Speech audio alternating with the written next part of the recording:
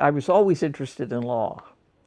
I started at that at a very young age, and my family never discouraged me, so that's the direction I went. I pretty well had set my mind on the fact that I wanted to go into law by the time I was in second year in high school. I had an awfully wonderful professor, Charles McKinley, and I got very much interested in constitutionalism and kind of state and local government. He was one of the few people in Oregon who taught that.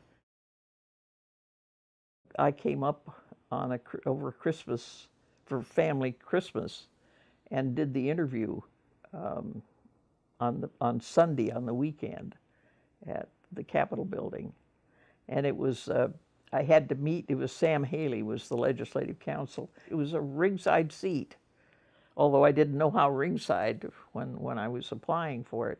But it was also writing, which I enjoyed doing. When I finished the interview with Sam, I said to him, well, I'll get my references for you. And he said, looked at me for a minute, he said, oh, never mind. Come in, when can you come? I was the first woman and the first person outside the original three that was hired as a permanent staff member. Basically, each member of the staff was assigned certain topics, certain subject matter, and then was responsible for largely for the drafting in that area. And when I came on board, we were talking about subject areas, and the session would, I started in 1960, and the session would have started in 61. So there was still some opportunity to, and Sam said to me, what subjects would you like? And I said, well, I think I ought to do pretty well in education because I've got enough exposure to that. And I'm kind of interested in social welfare kind of things, and juvenile. And he was sitting there looking at me, and his smile was getting wider. And he said, oh, wonderful, because most of the guys in the office don't like to do those subjects. The primary responsibility of the Office of Legislative Counsel is bill drafting. Bill drafting starts, of course, with somebody having a bright idea. And those ideas, incidentally, don't come largely from legislators. They very often come from constituents, they come from organizations, and we got them in all kinds of forms. Well, the first thing you look at when you look at any request is to judge constitutionality. And because you need, for one thing, you need to tell the member that if there's a problem. One of the things I ran into at one of the national legislative conferences, the Legislative Council from Florida, as I remember, said to me, how do you tell a member that their idea is unconstitutional without getting fired? And I thought, well, it never occurred to me. It would occur to me that if I hadn't told them, I'd get fired maybe, but it never occurred to me. But the answer was you have to do it tactfully, politely, courteously, and in private. I'm thinking of nonpartisanship also in the sense of this is a good bill or a bad bill. This is a bill. It's not up to me to say whether it's good or bad. I can tell you it's got a conflict with some other existing statute that we need to fix, or I can tell you that I've got a real uncomfortable feeling about the constitutionality, but not whether it's a good idea or a bad idea. That's a different kind of partisanship. It's not Democrat or Republican. That's taking part on the quality or wisdom of a bill. That simply was not part of the act. The drafting was a professional activity, that it was nonpartisan, it had to stay nonpartisan, and it was. It varied greatly from November through the session, which in those days was about to July 5th. Bad time, I think, went to the 10th. But that was extremely intense because you had, first of all, more people on staff, with copy editors, typists, and drafters. You had more traffic because we had members coming in, we had lobbyists coming in with a note from Mother, which was the practice that if they didn't, they couldn't come in unless they had a note from a legislator referring them to say, talk to Joe about this. Members of the public coming in, seeking copies of bills or lost or what have you. So there was a lot more traffic, and that tended to make more noise, and it doesn't help with stress issues. And remember, when I started, the bank of hearing rooms that is now A through F didn't exist.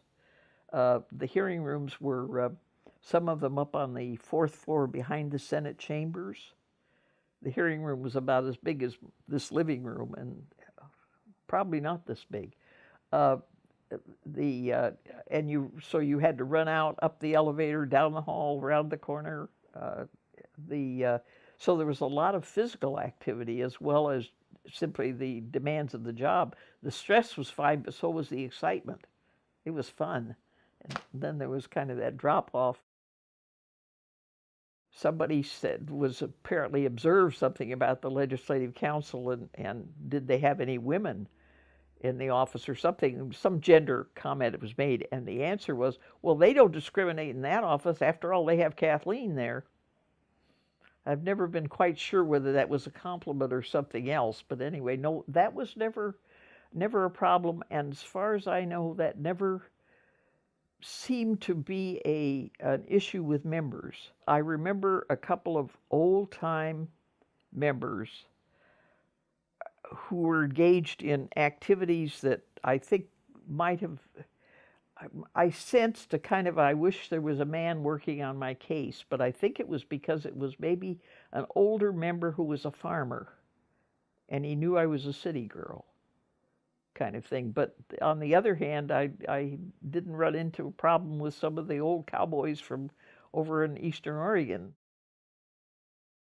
Very often that's what it ended up with, is it took 25 minutes to get a bill request because we got to talking to the member about variations that might be introduced in the idea, or where the opposition might come from, or why the idea, or did other states have such legislation, that kind of thing.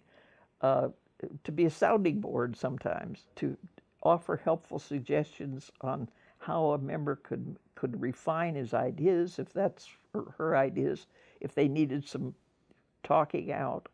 And I think that was a important part of building up a relationship that was professional. I'm your lawyer. I'm not going to tell people what you said to me.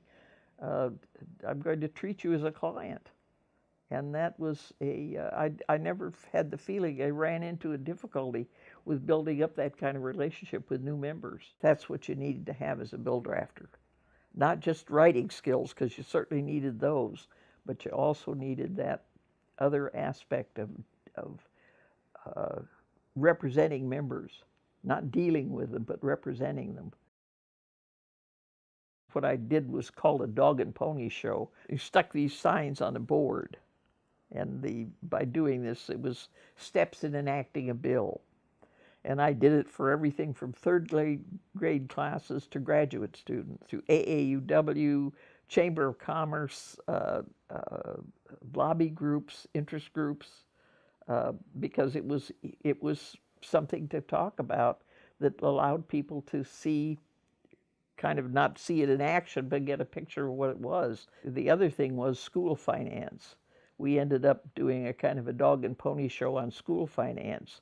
And I went to some areas in the state that I didn't know were there, being a good Portland girl, to talk about school finance in areas. And these meetings, the members would ask us to come, but the meetings were extremely well attended because the community was interested in school finance, and here was somebody coming from Salem to talk to them about it. We went to a high school, a union high school, and the meeting was in the gymnasium, and the gymnasium was not large enough to be a standard basketball field.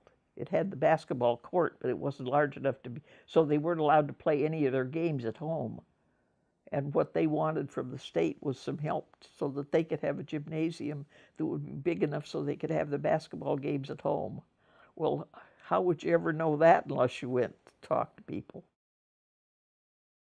I think it's become, with time, it has become something more than a building. When I see these choirs come and are just so absolutely transported that they get to sing in the rotunda, where the sound has some interesting repercussions, and they regard that as being the high point of their year. That is a thing it ought to have, I think, but it has to be more than just a building there. It has to mean something else, and I think it does to those people, and I think it does to the members. I think that when they stand up in those chambers and take their oath, it does mean something different to them. I thoroughly enjoyed the experience all the way along.